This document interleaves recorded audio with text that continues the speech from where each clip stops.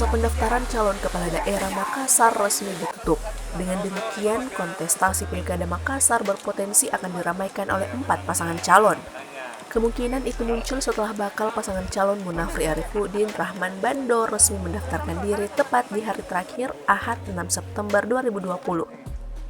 Paslon dengan jargon Makassar Bangkit ini mendaftarkan diri bermodalkan 13 kursi dari 3 partai pengusung, di antaranya Demokrat, P3, dan Perindo.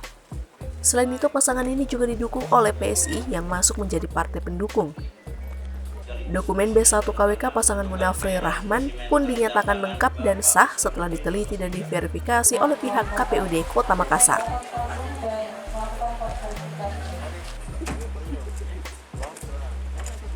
Tadi kami telah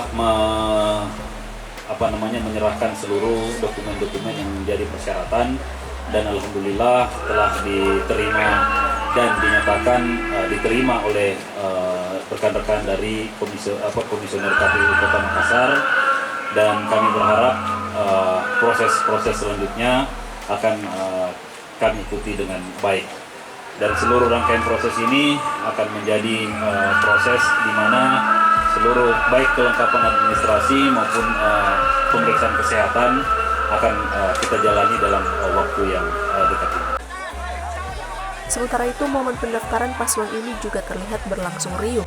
Ratusan massa pendukung paslon Apri Rahman terlihat membludak di kantor KPU Kota Makassar. Sayangnya, penerapan protokol kesehatan tak begitu maksimal diterapkan oleh massa pendukung. Dari Makassar, Suparman, Fajar.id melaporkan.